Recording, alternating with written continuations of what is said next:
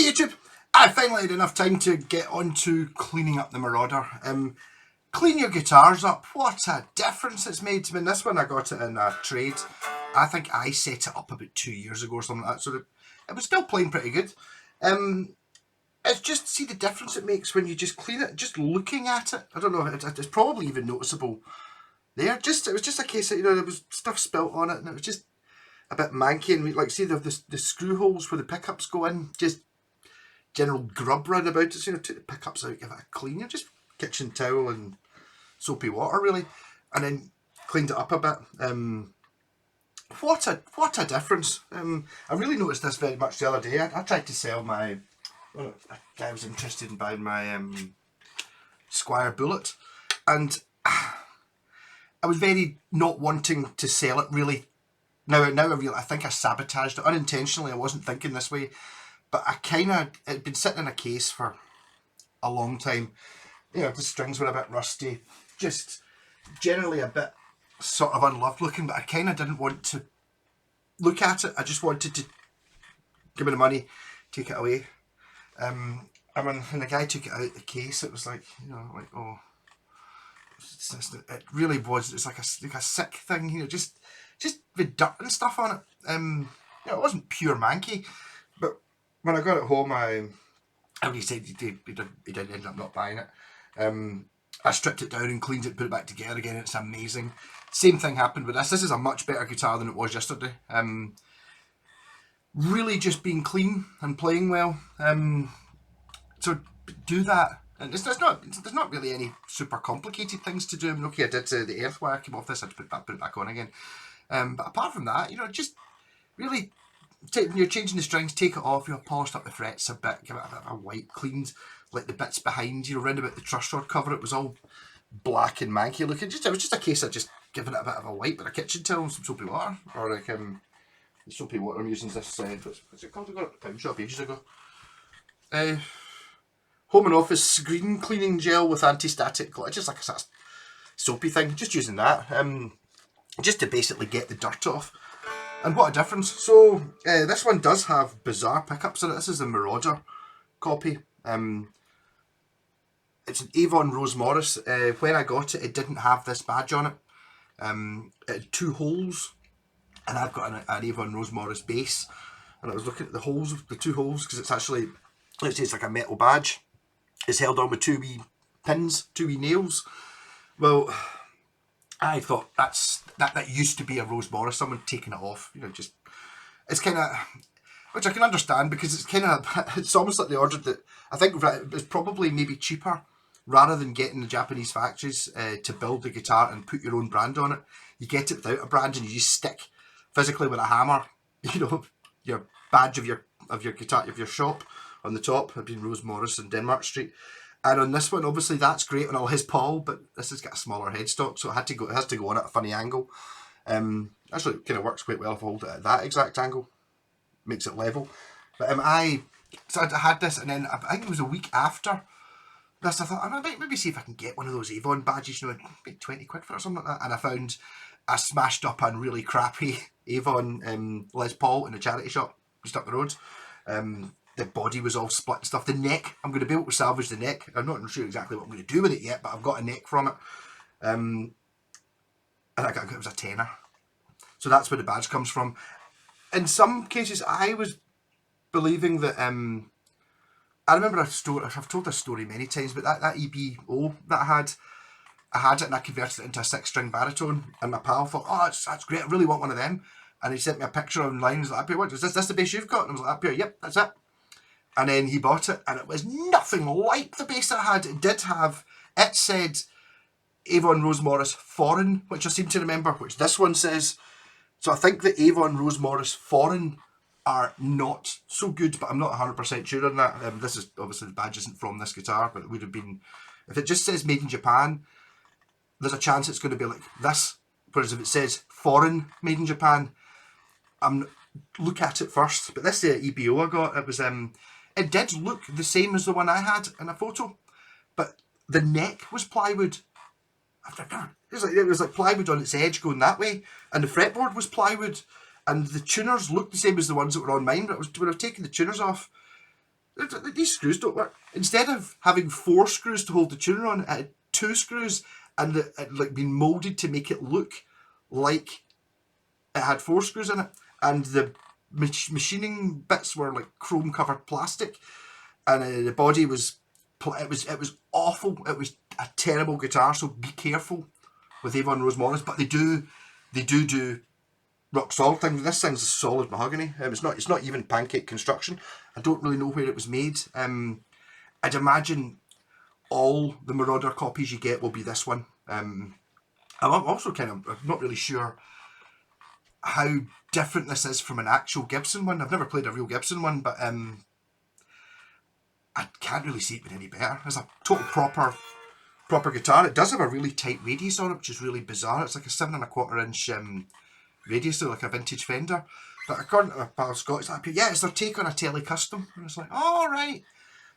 But you can sort of see that's what it sort of is. You know, it's like it's a bolt-on neck. It's you know, it's got that's got to be a sort of Tele pickup. It's got the humbucker. You know, because was it 72, 73, you got the Tele Custom started getting a bit popular. That's the one with the sort of Les Paul knobs on it, and it's kind of not far off that. So this one is all original. The knobs that were on it were terrible. They were ones off a mixing desk. They look crap. So I've put these knobs on it, kind of Ibanez Sure Grip type ones with the rubber bit around the outside, which I think look the part. I cleaned it up, put new strings on it. Original, put new strings on it. It's kind of it. It always amazed me that they went to so much effort to copy this guitar. You know, like if you're going to copy a Les Paul, you buy humbucker pickups. You put up. It's the same as an SG or the Fly. This has got the Bill Lawrencey looking ones that were in this guitar. So it's kind of like a Perspex box with, you can see the coils inside it. Really rather cool looking. I'm not really sure. This is some sort of blade bucker, but it's got like 4 blades in it. This is a single coil, this is a humbucker. All very well made. This is right in the era when you talk about your lawsuit era, which many people talk about when it's not really accurate. These are the ones that Gibson would have been pissed off about, because they were probably churning out, coming into the shops at less than a Gibson, and probably a better guitar than the Gibson one was. That's the ones that they didn't like. I had an Ibanez Telecaster at one point, and it's like, it's not vaguely a bit like it, you know, like so many Les Paul Customs copies you see and stuff like that. They're kind of, it's Les Paul shaped, you know, it's like an Epiphone or something. Yeah, this was a proper, just the same as an American Tele, 70s Tele, just like a total copy. I think this is as well. No scrimping on parts or anything like that.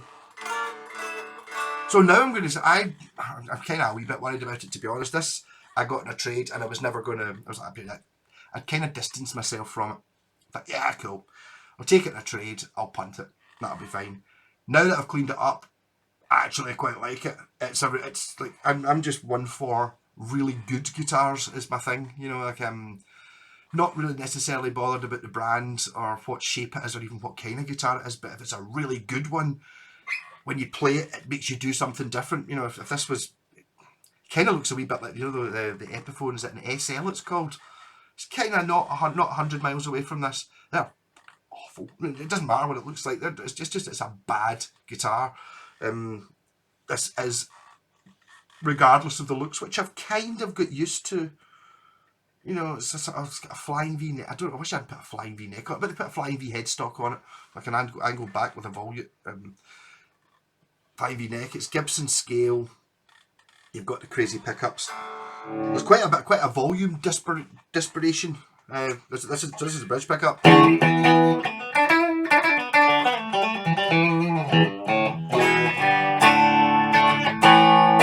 this is the neck. It's like a subwoofer or something.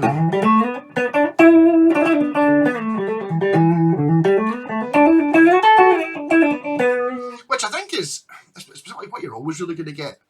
Especially at this era, you want the big fat neck humbucker like a Tele Deluxe, because it's got the super bright pickup and the fat one. But in the middle, when you get both of them on, it's got a real thing going for it.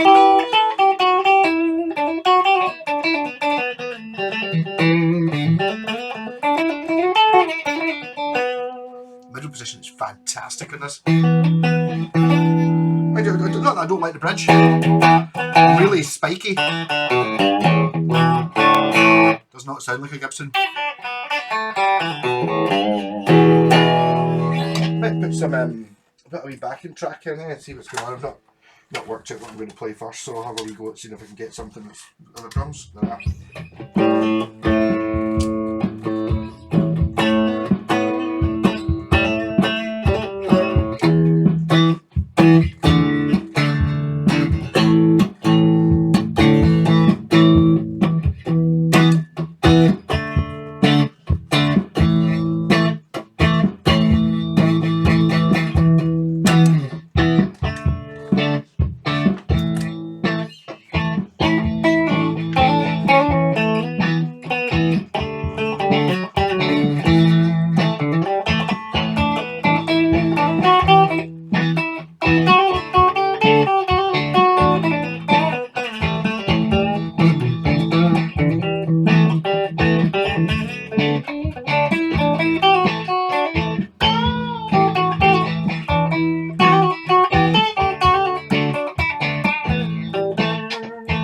Neck.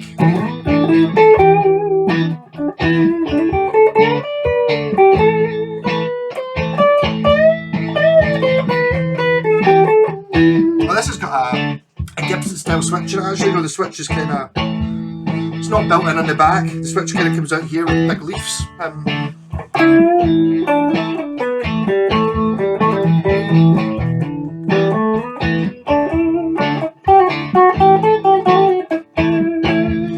Bridge really cuts through the mixing.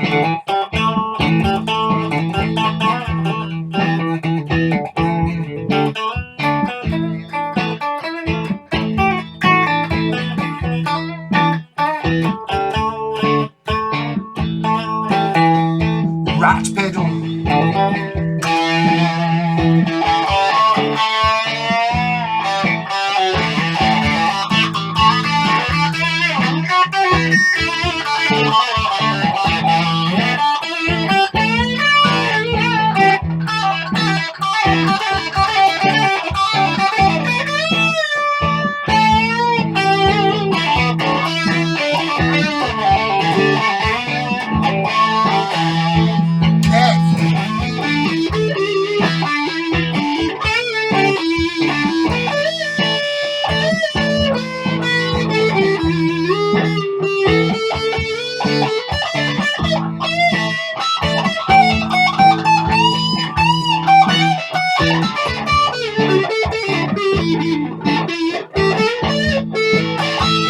Middle.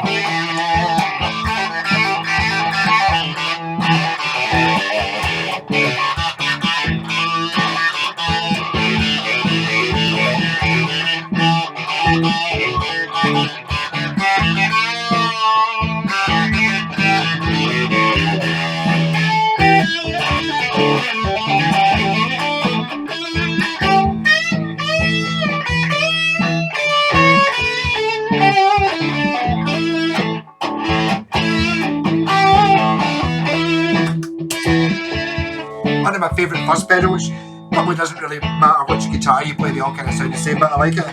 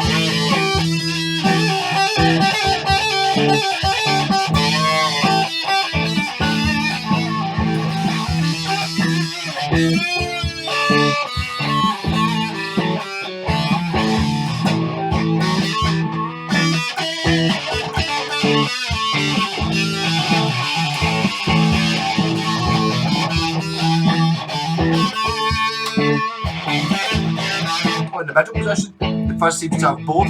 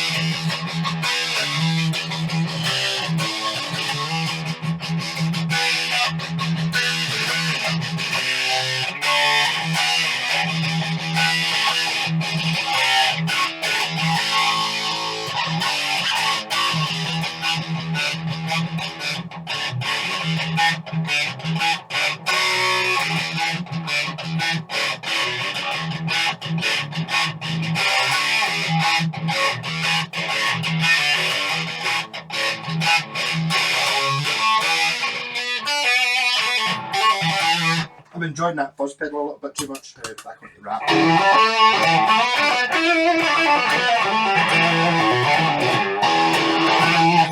Marvellous. Yes, so this it's not a Les Paul. It's just silhouette wise, apart from the headstock, obviously, it's Les Paul shaped sort of, but it's bolt on. It doesn't have that stupid neck angle. It sits flat. It's kind of, it does sound, the more I look at it, the more I go, it can't be a telly, but that's kind of what it is. It's a Gibson telly. Not just the fact it's got to pick up at an angle, it's everything about it. It does have a chamfer on the top, which a telly doesn't have. Actually, the chamfer's in quite a strange place, see that? Normally you would expect it to be here where your arm is, so this may be just for, although this is actually one of the many guitar models, not the Gibson version that Paul Stanley from Kiss did. Can I play the Kiss? What was the one then?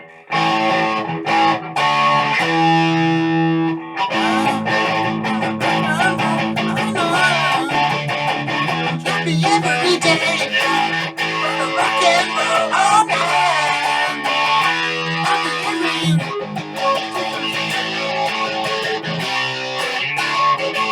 I can't remember enough Kiss. All I know is why do you think it's be?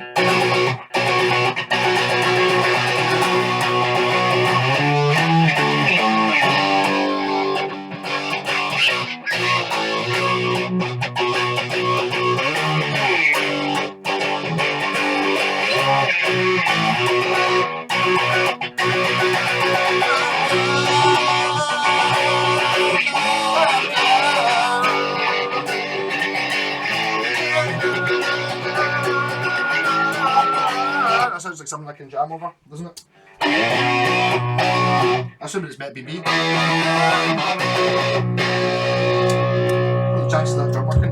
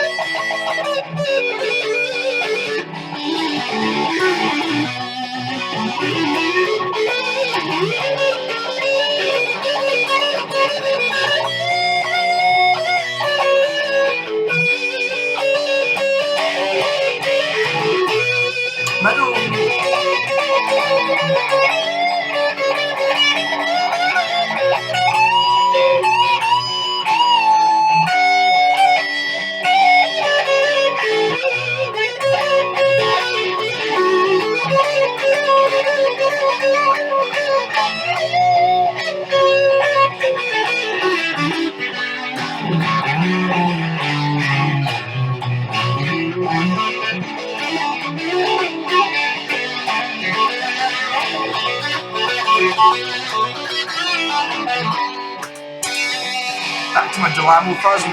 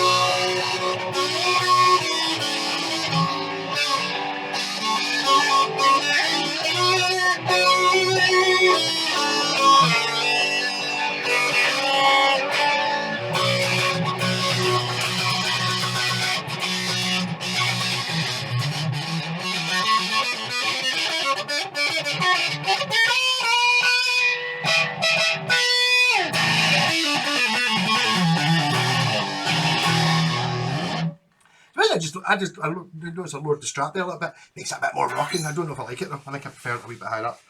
So the straps are make a huge difference. How the guitar feels. I was just thinking because it's got this carve kind of on the top rather than the edge. I thought maybe a bit lower, but it's kind of nice there. And it kind of looks like a Flying V when you're playing it because you've got the headstock in the right place. Yeah, so I guess I'll probably just put this on eBay, to be honest. I don't know if anyone... It's probably quite a... This is one of those guitars that the ideal person who I want to find it is someone who had one of these in the 70s or the 80s and stupidly sold it and remembered it being fucking brilliant. That's what this one is. You know, not one of these ones where you do occasionally get people say, oh, I remember having a Marlin Sidewinder when I was 16, maybe I'll get one again. They were shit. This was not shit. This was really good. I can totally see how Lots of people must have had these as their main guitar in the, I think this is probably mid-70s, something like that, probably about the same time as the actual Gibson Marauder. And wanted it because they wanted a real Les Paul, and the thing is, it's not a Les Paul. it just isn't. Actually, someone was complaining the other day about it was a Gibson Sonics. Have you ever heard of one of them? My pal Craig's got one of them. It's actually pretty good. It's kind of not. In some ways, it's similar to this. I think if it fitted in the same sort of price bracket, I mean, this would have been cheaper than a Les Paul because it's bolt on neck, and it's not a Les Paul. When I say this, I mean the Gibson one. I just think of it as being a Gibson one. To be honest, I've got a Flying V that's the same. I've got an Arbiter Flying V, which is a Matsumoto built one, and it's a Gibson Flying V. It's like, what is it that isn't Gibson about it? Well, it says Arbiter. It doesn't say Gibson. And okay, it's a bolt on neck as well, actually, but just the quality wise of it, I've played Gibson Flying Vs and it's better than a lot of them. It just is what it is. And again, it's one of those things you can't fake age. You can try and fake age with your relic guitars and stuff like that. That's what it is. It's not. It's got dents and stuff in it, but it's not. I mean, it's been used, but it's not. You know, it's not relics. You know, with sandpaper and all this crap. But you can't. And it's just like the wood is old. You can tell just by looking at it. As soon as you play it, it just feels old and correct. You know, this guitar, this piece of wood has been a guitar for 45 years. It knows how to vibrate properly and shit like that. You know, and stuff like, you know, the neck pocket's pure tight as you can imagine. So that was a wee bit of an impromptu video just because I couldn't believe how well this turned out. After just a very simple clean. It wasn't even really that dirty.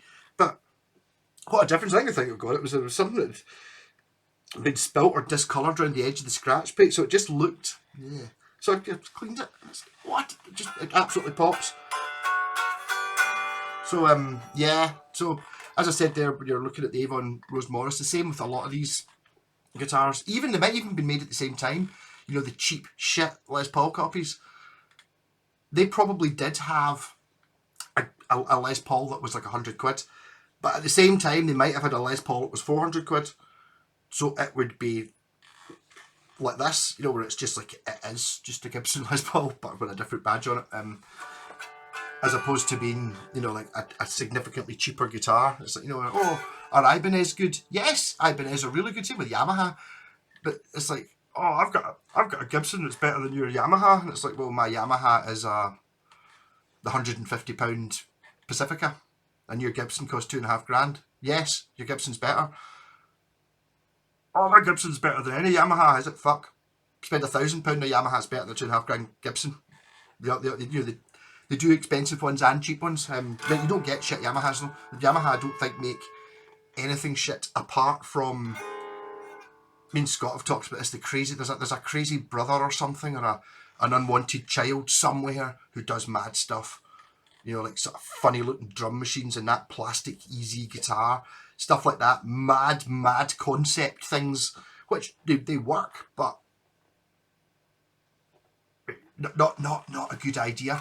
In saying that, maybe they were going to find the next thing. Maybe we'd all be playing those plastic easy things if they were good. I just slag that off a bit, but I never really looked into it that much. I just felt the feel of it. It didn't feel like a guitar. But in saying that, Pal's son had a shot of it and he was like, all right, oh, hold on. He doesn't play the guitar, but it's because the thing's lit up. He was like actually able to play chords and stuff. I'm going, this is great. You can actually play chords.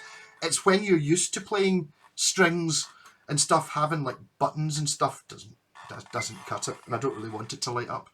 Whatever happened to them? Remember, was it Fretlight they were called? There was like a big rotary knob on it. It had like an LED under every fret, every note. And you had like a big rotary knob that just said key. So you go in the key of A minor, click to A minor, and all the notes that are in the key of A minor would be on your fretboard. I kind of like that idea. Whatever it was, I haven't seen one. I haven't seen any adverts for them, but I haven't seen any for sale anywhere.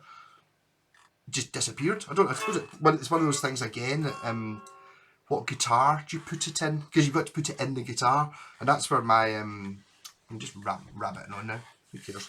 My Casio MG, which I need to take to bits and clean up because it's a Belcher guitar. It should be well, it is. It's a Fuji Gen Fender basically.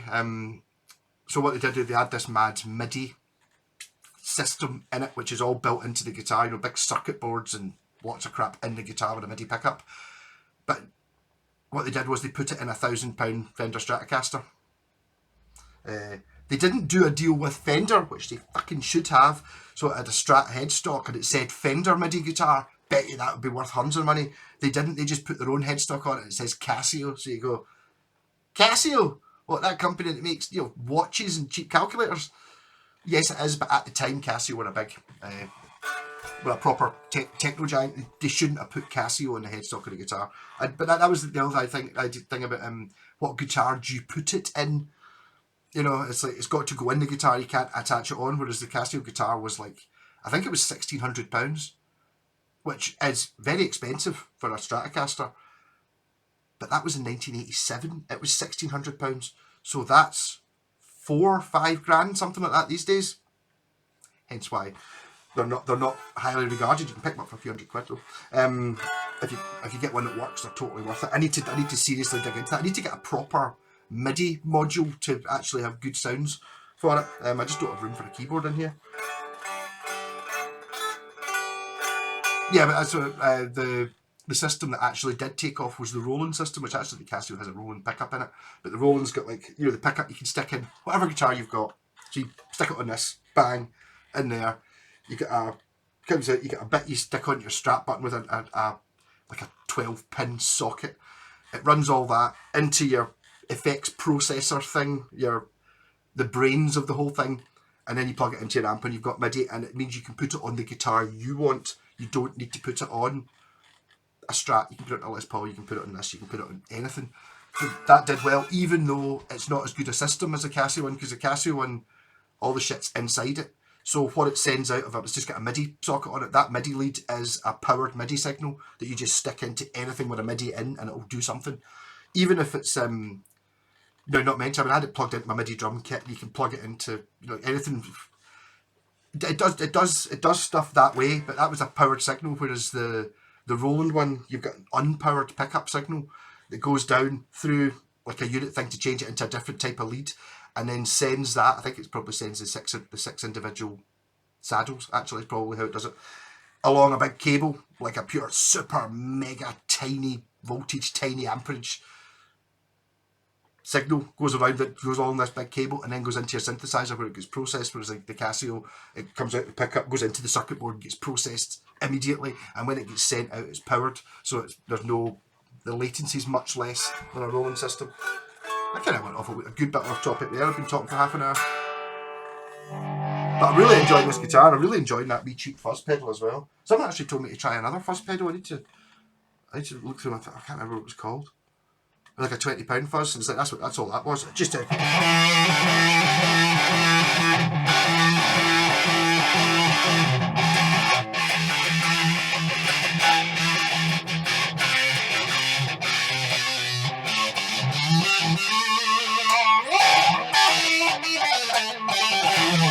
I can understand why people don't like fuzz pedals. I do though. I wonder if it's going to turn the volume down and start to crackle a wee bit. Like a pure Velcro ripper.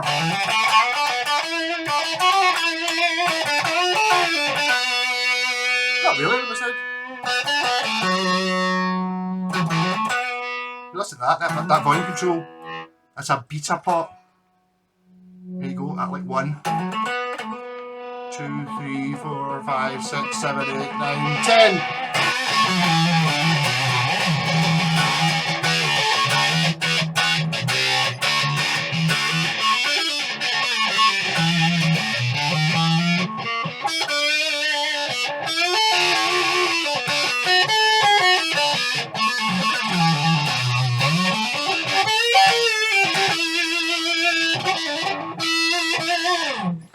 Basically clean these things up and then start playing them a bit, noticing it's like, it's got a first fret marker.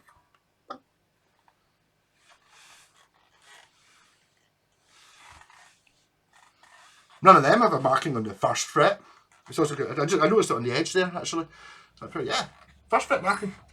Oh, so does the fresher. It's a Japanese Les Paul as well, though. I would have thought that, to be honest, you don't really need a dot on the first fret. You can probably count that far. 3rd, 5th, 7th, 9th, 12th. Yeah, totally. They are handy for navigating the fretboard. But I think the first you could probably do without it.